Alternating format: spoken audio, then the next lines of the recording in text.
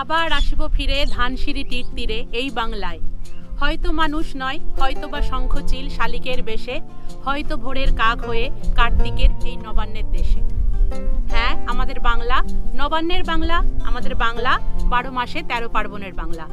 আর এই 13 পার্বণের মধ্যে ভীষণ জনপ্রিয় একটি উৎসব হচ্ছে বাংলার নবান্ন উৎসব।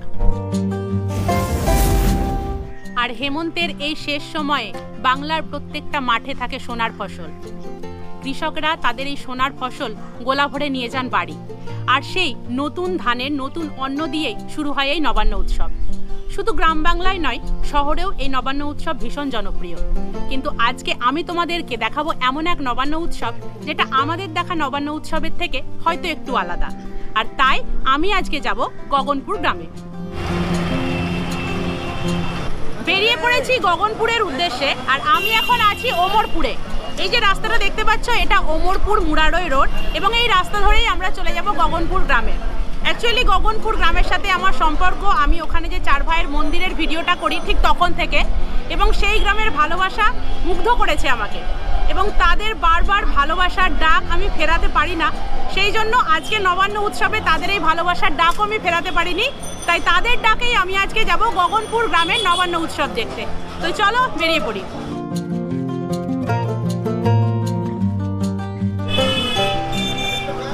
এখন আমি চলে এসেছি বীরভূমের বর্ষাপুকুর। এই যে মোড়টা দেখতে পাচ্ছ, বর্ষাপুকুর মোড়। আর এই বর্ষাপুকুর মোড়ের ডান দিক দিয়ে এই যে রাস্তাটা যাচ্ছে, এই রাস্তা ধরে গেলেই আমরা পৌঁছে যাব গগনপুর গ্রাম। তো চলে এসেছি গগনপুর গ্রামে, আর গগনপুর গ্রামে ঢোকার মুখে তোমরা দেখতে পাবে বিশাল বড় একটি বটগাছ। এই হচ্ছে সেই বটগাছ, এবং এই বটগাছের নিচে ন্যাড়াকালী মায়ের পুজো দিয়েই শুরু হয় এই গগনপুর গ্রামের নবান্ন উৎসব। এই যে দেখতে পাচ্ছ, এই হচ্ছে সেই বটগাছ। বটগাছটিকে কি সুন্দর লাল পাড় সাদা শাড়ি পরানো হয়েছে, এবং এই বটগাছের নিচে ন্যাড়াকালী মায়ের শিলামূর্তি রয়েছে। গ্রামবাসীরা এই শিলামূর্তিকে পুজো দিয়ে শুরু করেন তাদের নবান্ন উৎসব। সকাল থেকে গ্রামবাসীরা এখানে উপোস করে থাকেন, এবং 10টা-11টা থেকেই মোটামুটি এই চত্বরে সবাই জমায়েত হতে শুরু করেন। তারপর শুরু হয় মায়ের পুজো, এবং এখানে হয় বিশেষ বলি, এবং তারপরে মায়ের প্রসাদ খেয়ে গ্রামবাসীরা নিজের নিজের পাড়ায় বা নিজের নিজের বাড়িতে শুরু করেন তাদের নবান্ন উৎসব।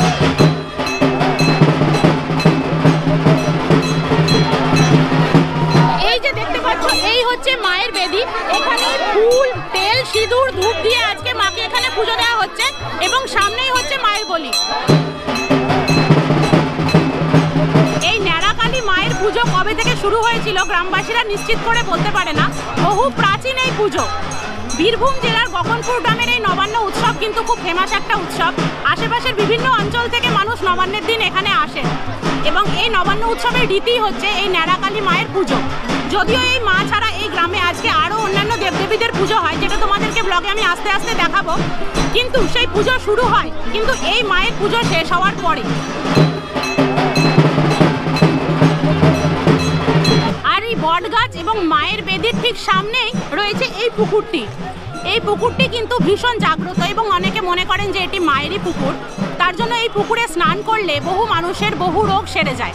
সেই জন্য দূর দূরান্ত থেকে মানুষ আজকে আসেন, এবং এই পুকুরে স্নান করে তাদের মানত করেন, এবং তারপরে মায়ের কাছে এসে পুজো দিয়ে তাদের মানত দিয়ে যান। এখন বাজে প্রায় 1টা, আর হয়ে গেলে এখানে মায়ের পুজো। এবার আস্তে আস্তে সবাই ফিরে যাবে নিজের নিজের বাড়ি, কারণ আজকে প্রত্যেকের বাড়িতে প্রচুর আত্মীয় স্বজন। আমাদের গ্রামে বা বিভিন্ন জায়গায় অনেক বড় বড় উৎসব অনুষ্ঠান হয়, কিন্তু এখানে না আসলে জানতেই পারতাম না যে নবান্ন উৎসবকে ঘিরেও এত সুন্দর ভাইবস একটা গ্রামের মধ্যে হয়। তো চলো আমরাও এখন এই গ্রামের ভেতরে যাব, এবং দেখবো যে আজকে এখানে স্পেশাল আর কি হয়।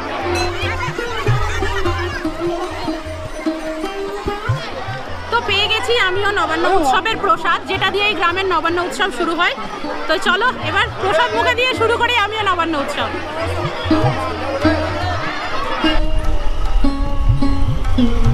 গগনপুর ঢোকার মুখে যে ন্যাড়াকালী মায়ের বেদি রয়েছে সেখান থেকে বেরিয়ে আমরা এখন চলে এসেছি গগনপুর চার ভাইয়ের মন্দিরের কাছে।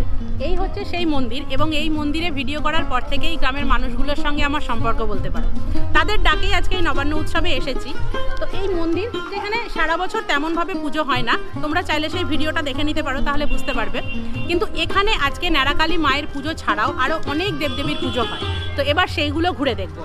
প্রথমেই দেখো এই যে মন্দির, ঠিক মন্দিরের সামনে এই জায়গাটায় এখানেও কিন্তু দেখতে পাচ্ছি একটা পুজো হয়েছে। তো চলো দেখি ওখানে কি মূর্তি রয়েছে। তো দেখো এখানে একটা ছোট্ট প্যান্ডেল করে ভোলা মহেশ্বরের মূর্তি করা হয়েছে এবং এখানে পুজো হবে, এখনো পুজো হয়নি, সমস্ত কিছু প্রস্তুতি রেডি। আর এখানে দেখো ভোলা মহেশ্বর কিন্তু এখানে কালো একটি সিংহের উপরে বসে রয়েছেন, একদম অন্য রকমের বিগ্রহ। 2 বছর ধরেই এই পুজোটা হচ্ছে। এটা 2 বছর ধরে হলেও গ্রামের যে অন্যান্য পুজোগুলো হয় সেগুলো কিন্তু বেশ পুরনো। তো চলো এবার গ্রামের অন্যান্য পুজোগুলো দেখি। তো এখন আমি চলে এসেছি শিবতলা এবং এই রাস্তা দিয়েই যেতে হয় কিন্তু চার ভাইয়ের মন্দিরে। এবং এই রাস্তার ঠিক মুখে এইখানটায় দেখতে পাচ্ছ ভোলে মহেশ্বর, অন্নপূর্ণা এবং গণেশজির মূর্তি গড়ে কিন্তু পুজো করা হচ্ছে। গ্রামবাসীরা বলছেন এই পুজো প্রায় 200-300 বছরের পুরনো। মানে এই যে চার ভাইয়ের মন্দির রয়েছে তার বহু যুগ আগে থেকে এই পুজো হয়ে আসছে এবং এই শিবের নাম অনুসারেই কিন্তু এই পাড়ার নাম শিবতলা। আর এখানে দেখতে পাচ্ছ পুজো হয়ে গিয়েছে এবং এখানে প্রসাদ বিতরণ চলছে। এখানে প্রসাদে রয়েছে লুচি এবং ফলমূল। শিবতলা থেকে বেরিয়ে আমরা এখন চলে এসেছি কার্তিক তলায়। আর এই কার্তিক তলাতেই রয়েছে বুড়ো কার্তিক। তো এই যে দেখতে পাচ্ছ এই হচ্ছে প্যান্ডেল, ফুল দিয়ে খুব সুন্দর করে এখানে প্যান্ডেলটা করা হয়েছে এবং ভেতরেই রয়েছে বুড়ো কার্তিক।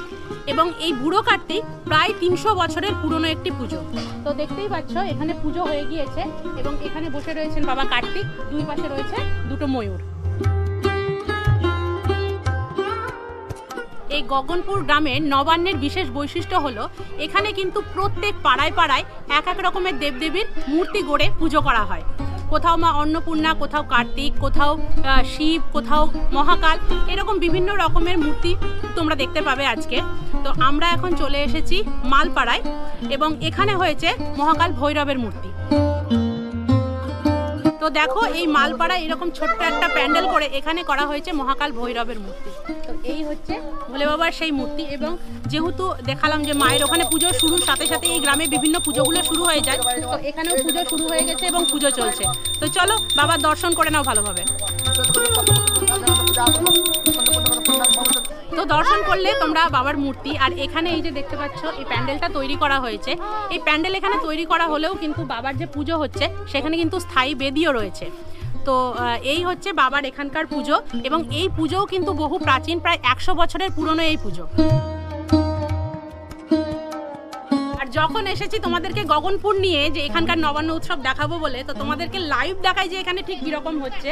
তো দেখতেই পাচ্ছ এই যে বাড়িটা, এই বাড়িটায় আমি এখন ঢুকবো, সবাই ডাকছে এবং ঢোকার মুখে থেকেই দেখো আলপনা। তো কেমন হয় এখানকার প্রত্যেক বাড়িতে বাড়িতে নবান্ন উৎসব, চলো একটু দেখি। তো এই হচ্ছে আলপনা এবং ঢোকার মুখে গেটে দেখো এখানে যে নতুন চালের যে সিন্নি হয় সেই সিন্নি গেটের মুখে কিন্তু দেওয়া হয়েছে, যেটা প্রসাদ। তো আমি ঠিক চিনি না, কিন্তু হয়তো আমাকে চেনেন। তো এখানে এসো দেখাই তোমাদেরকে আলপনাটা। দেখো পুরো উঠোন জুড়ে এইরকম আলপনা দেওয়া হয়েছে এবং যে ধানের গোলা বলি, যে নতুন ধানের গোলা, এবং সেই ধানের গোলাতে ধান ভরে শুরু হয় নবান্ন উৎসবে। এখানে দেখো ধানের গোলা এবং এখানে সবাই বসে নবান্ন উৎসবের আর কি প্রসাদ খাচ্ছে। তো এই মুহূর্তে আমি এখানে ঢুকেছি আর এখানে চলছে রান্নাবান্না, যেটা নবান্ন উৎসবের সঙ্গে জড়িত। তো আমি একটু এখানে জ্বালাবো আর কি, একটু জানবো কি কি হচ্ছে এখানে। রান্নাবান্না চলছে? হ্যাঁ। তো কি কি রান্নাবান্না হচ্ছে এখানে বলো আজকে? ভাজা হলো 7 রকম। 7 রকমের ভাজা, বাঁধাকপি ঝাল, আচ্ছা, পালং শাক, হ্যাঁ, কালো কালারের ডাল, বাবা, আর ফুলকপি আলু মাছ ডিম ঝোল, আচ্ছা, আর টমেটোর চাটনি হবে। এবং সবটাই মাটির উনুনে হচ্ছে? হ্যাঁ হচ্ছে। বাবা, তো বুঝতেই পারছো এখানকার নবান্ন উৎসব কেমন হয়। মানে শুনেই জিভে জল এলো, কিন্তু এখন খাওয়া যাবে না, কারণ এখন এই যে সিন্নির যে প্রসাদটা হয় দুপুরবেলাতে, কেউ ভাত তো খান না, সবাই এই সিন্নির প্রসাদ, চিড়ে, মিষ্টি এইসব খাওয়া হয়, তাই তো? তো এখানে সবাই বসে সেই প্রসাদ খাচ্ছে। আর প্রথমেই তোমাদেরকে বলেছিলাম যে এখানকার মানুষজনের সঙ্গে যেন আমার একটা আলাদাই সম্পর্ক। তো দেখো এখানে আমি জাস্ট ভিডিও করতে এসেছি, কিন্তু কেউ ছাড়বেন না, এখানে আমাকে একটু খেয়ে যেতেই হবে। তো এই নবান্ন উৎসবের স্পেশাল যেটা, সেটা হচ্ছে এই যে নতুন চালের সিন্নি, তার সাথে ভেজা চিড়ে, দই, মিষ্টি, বোঁদে, সমস্ত কিছু কলা পাতায় নিয়ে নিয়েছি আর কি। মানে নবান্ন উৎসব একেই বলে, এইগুলো ছাড়া নবান্ন উৎসব হয় না। আমাদের গ্রামে বা আশেপাশে নবান্ন উৎসব হয়, কিন্তু এই রকম ভাবে নবান্ন উৎসব বহুদিন করিনি, ছোটবেলায় করেছিলাম নিশ্চয়। তো চলো এবার এটা খাই। সেই বাড়ি থেকে বেরোতে না বেরোতেই এই যে দাদাকে দেখতে পাচ্ছ, সেই দাদাও কিন্তু আমার চ্যানেলের সাবস্ক্রাইবার আর কি। তো দাদা আমাকে দেখতে পেয়ে এখন দাদা আমাকে জোর করে নিয়ে যাচ্ছে দাদার বাড়ি। এখানেও নাকি একটু মিষ্টি মুখ করতে হবে। তো পুরো গ্রামে যদি এইভাবে আমি মিষ্টি মুখ করতে শুরু করি, তো আমাকে 1 মাস না খেয়ে থাকতে হতো আগে। ও বাবা, কত বড় গোলা দেখো। তো একটু ভেতরে বসি, গল্প টল্প করি, তারপর আবার পুরো গ্রামটা ঘুরবো। গগনপুর ঢোকার মুখেই ঠিক এই জায়গাটা হচ্ছে ষষ্ঠীতলা, এবং এখানে হয়েছে বজরংবলীর মূর্তি। তো দেখতেই পাচ্ছ, এই হচ্ছে বজরংবলীর মূর্তি, এবং বজরংবলীর 2 কাঁধে রয়েছেন প্রভু রাম এবং লক্ষণ, এবং ছোট্ট করেই প্যান্ডেলটা করা হয়েছে, বেলুন দিয়ে সাজানো হয়েছে, বেশ কিছু ফ্ল্যাগ রয়েছে। আর যেহেতু পুরো গ্রামটা আমি খুব ভালো করে চিনি না, সেই জন্য ভাই এখানে পুরো গ্রামটা সাথে নিয়ে আর কি ঘোরাচ্ছে। ভাই তোমার নাম বলো। আমার নাম ক্ষুদিরাম দাস, আমি এই গ্রামের স্থায়ী। এই গ্রামের মোটামুটি সবাই চেনে, কিন্তু ভাই সেই প্রথম থেকে সাথে আছে, আরো অনেকেই ছিল, কিন্তু ভাই প্রথম থেকে সাথে নিয়ে আমাদেরকে ঘুরে দেখাচ্ছে। আর এই গ্রামের মেন উৎসব যদি বলো, তাহলে কিন্তু এই নবান্ন, বা যেটাকে চলতি ভাষায় বলে লবান। এবং এই লবানকে ঘিরে দেখো, এখানে ছোট ছোট ঠাকুর প্যান্ডেল তো হয়েছে, এবং রাস্তায় কি সুন্দর লাইটিং হয়েছে। মানে আমাদের সরস্বতী পুজো, দুর্গা পুজো এরকমের যেরকম হয়, এখানে পুরো লাইটিং দিয়ে সাজিয়ে নবান্ন উৎসব হচ্ছে। এখন আমি চলে এসেছি গগনপুর ভুইমালি পাড়ায়। এখানেও দেখো প্যান্ডেল করে কিন্তু পুজো হচ্ছে, এবং এই প্যান্ডেলের সামনে কিন্তু খুব সুন্দর লাইটিং রয়েছে। যেহেতু দিনের বেলায়, তাই তোমাদেরকে লাইটিংটা দেখাতে পারলাম না। এবং ভেতরে রয়েছে বিশাল বড় গণেশজির মূর্তি। তো চলো প্রতিমা দর্শন করি। চলে এসেছি মণ্ডপের ভেতরে, আর এই যে দেখতে পাচ্ছ, এই হচ্ছে বিশাল সেই গণপতিজির মূর্তি। পুজো এখানে হয়ে গিয়েছে, এবং এখানে একটি স্থায়ী বেদি রয়েছে, এবং এখানেই পুজো হয়, যদিও এখানে স্থায়ী মন্দির নেই। আর দেখতেই পাচ্ছ, এখানে পুজোর পরে প্রসাদ বিতরণ করা হচ্ছে। এবং এই যে পুজোটা, এই পুজোও কিন্তু বহু প্রাচীন পুজো, প্রায় 200 বছর পুরনো পুজো। আর এই ভুইমালি পাড়ার যে গণেশের মূর্তিটা তোমাদের দেখালাম, ঠিক পাশেই এই জায়গাটায় একটা স্থায়ী বেদি রয়েছে, এবং এখানে রয়েছে একটি শিবলিঙ্গ। এই শিবলিঙ্গটা পাথরের নয়, এই গ্রামেরই একটি ছেলে সিমেন্ট দিয়ে এই শিবলিঙ্গটি তৈরি করেছে, এবং এই শিবলিঙ্গে কিন্তু সারা বছর পুজো হয়। এখন চলে এসেছি গগনপুর প্রাথমিক বিদ্যালয়ের কাছে। এই যে দেখতে পাচ্ছ, এই হচ্ছে স্কুল, এবং ঠিক তার এই পাশটায় দেখো, এখানে রয়েছে দুর্গা মন্দির। তো এখানে কিন্তু ভারত মাতার মূর্তি করে আজকে নবান্ন উৎসবের দিন পুজো হয়। তো এই যে দেখতে পাচ্ছ, এই হচ্ছে মূল মন্দির, এবং এখানে শ্রী রামচন্দ্রের একটি ব্যানার বা ছবি রয়েছে, এবং এই যে মায়ের মন্দিরের বেদি, এখানেই কিন্তু দুর্গাপুজো হয়। এবং এই বেদিতেই আজকে ভারত মাতার মূর্তি গড়ে পুজো করা হয়েছে, এবং মা এখানে সিংহবাহিনী, মায়ের হাতে রয়েছেন ধ্বজ।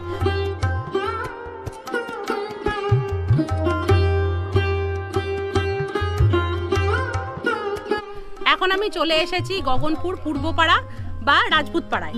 আর এখানে দেখো, এখানে এই যে ধানের গোলাটা রয়েছে, ঠিক তার পাশেই ছোট্ট একটা প্যান্ডেল করা হয়েছে, এবং এখানে একটা ভোলে মহেশ্বরের মূর্তি গড়ে কিন্তু পুজো হচ্ছে। আর এখানে প্রত্যেকের সঙ্গে দেখা হচ্ছে, আর একটু করে আড্ডা হচ্ছে।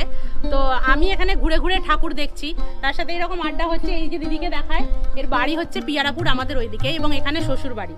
তো দাদারা জিজ্ঞাসা করছেন আমাকে, হয়তো চেনেন না, তার জন্য জিজ্ঞাসা করছে কার বাড়িতে এসেছি, কারণ এখানে প্রত্যেকের বাড়িতে আজকে আত্মীয় ভর্তি। তো আমিও কারোর বাড়িতে এসেছি ভেবেছে।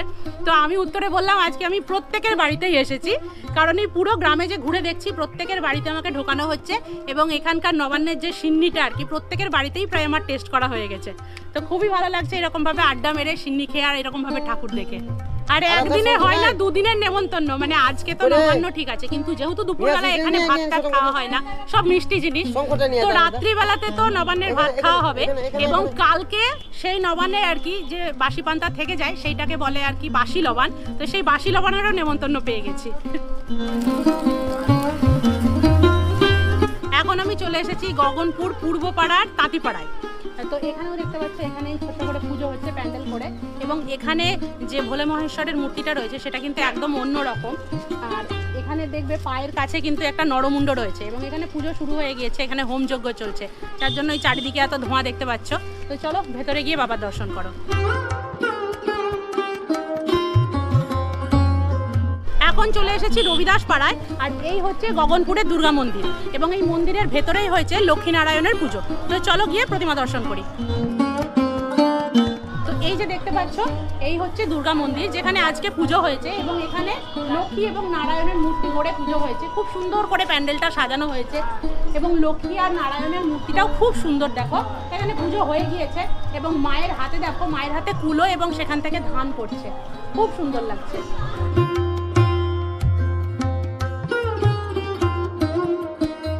এখানকার প্রতিমা দর্শন তোমরা করলে, এবং এই যে মন্দিরটা দেখতে পাচ্ছ নতুনই হয়েছে এই মন্দিরটা, এবং এই মন্দিরটাতেও কিন্তু খুব সুন্দর লাইটিং করা হয়েছে, যেটা রাত্রিবেলায় ভালো লাগবে। আর এই জায়গাটা দেখো কেমন জমজমাট। এখানে কিন্তু একটা ছোট্ট মেলা মতোও বসেছে, মানে নবান্নতে মেলা আমি প্রথমবার দেখছি। তোমরা কে কে এরকম নবান্নতে মেলা দেখেছো অবশ্যই কিন্তু কমেন্টে জানাবে। তো এখন আমি চলে এসেছি রবিদাস পাড়ার আরও একটি দুর্গা মন্দিরে। পিছনে যে দেখতে পাচ্ছ এই হচ্ছে সেই দুর্গা মন্দির, এবং এই দুর্গা মন্দিরে আমি তোমাদেরকে দেখাবো একদম অন্য রকমের একটা ঠাকুর। তো চলে এসেছি একদম আমি মূল মন্দিরে, যেখানে দুর্গা পুজো হয়। এখানে দেখো আজকে মৎস্য নারায়ণের পুজো হচ্ছে। তো এই ঠাকুরটা আমি প্রথম দেখলাম।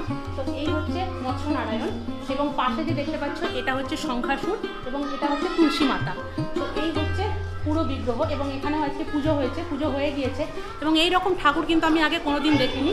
মাছের মুখ থেকে এখানে নারায়ণের আবির্ভাব। তো এই যে সম্পূর্ণ ঠাকুরটা দেখছো, এর পিছনে কিন্তু একটা পৌরাণিক গল্প আছে বলা যায়।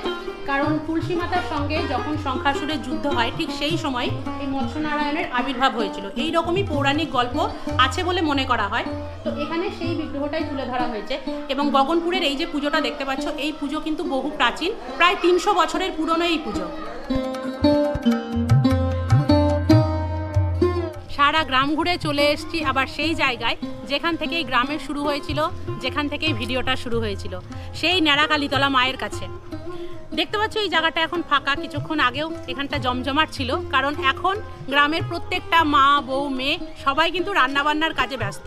কারণ আমরা সবাই জানি নবান্ন উৎসবে খাওয়া দাওয়াটা কিন্তু একটা বড় ব্যাপার, যেটা হয় সারা দিন পরে রাত্রিবেলা। তো রাত্রিবেলার জন্যও জোর করছিল, কিন্তু রাত্রিবেলায় আমি থাকতে পারলাম না, আমি বেরিয়ে যাচ্ছি এবার এখান থেকে। তো কেমন লাগলো তোমাদের এই গগনপুরের নবান্ন উৎসব তোমরা কিন্তু অবশ্যই জানাবে। আর তোমরা কে কে এই রকমভাবে উৎসবে সামিল হয়েছো, বা আশেপাশে আর কোথায় এই রকম উৎসব হয় অবশ্যই কিন্তু কমেন্টে জানিও। যদি ভালো লাগে তাহলে লাইক করো, এবং প্রচুর পরিমাণে শেয়ার করো, যাতে এই গগনপুরের উৎসবটার কথা সবাই জানতে পারে। আমার তো এসে খুবই ভালো লেগেছে, তোমাদেরও আশা করি খুব ভালো লেগেছে। আর তোমাদের জন্য রইল কিন্তু একটা কাজ। এই গগনপুরে আজকে আমি তোমাদেরকে কতগুলো ঠাকুর দেখালাম তোমাদেরকে কিন্তু গুনে বলতে হবে। তো চলো সবাই খুব ভালো থেকো, সুস্থ থেকো, আনন্দে থেকো, আমার পাশে থেকো, আর অবশ্যই শখে থেকো। খুব তাড়াতাড়ি দেখা হচ্ছে আবার নতুন কোনো ভিডিওতে। আজকের মতো টাটা।